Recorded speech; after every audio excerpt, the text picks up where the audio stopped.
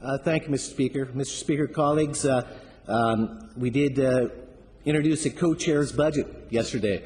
The traditions of this legislature is there is a co-chair's budget, not a Democratic budget, not a Republican budget, a co-chair's budget.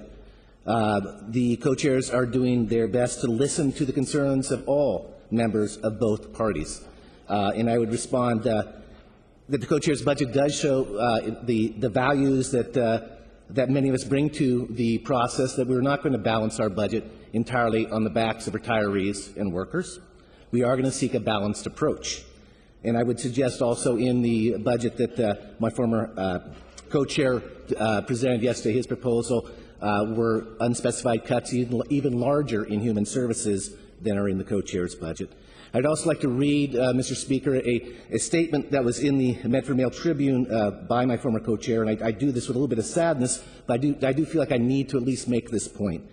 My former co-chair wrote in the Mail Tribune that every legislator must look within and ask, regardless of the potential consequences of my next election, am I willing to reform a retirement system that I know is excessive, that has unsustainable costs, is substantially impairing the education of Oregon's children, the safety of our streets and neighborhoods, and the well-being of our poorest citizens? Am I a statesman or just another politician? Mr. Speaker, I'd like to read the same statement and replace a phrase.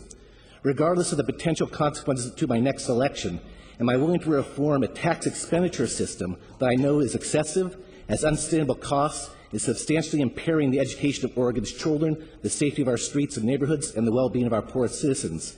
Am I a statesman or just another politician?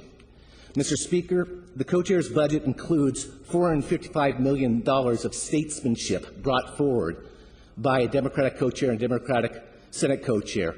$45 million of statesmanship in reductions to retirement benefits of people who have worked years to earn them.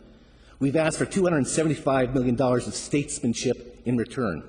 And I'm wondering whether this quote will still be accurate to ask for in that regard. Thank you, colleagues. Thank you, Mr. Speaker.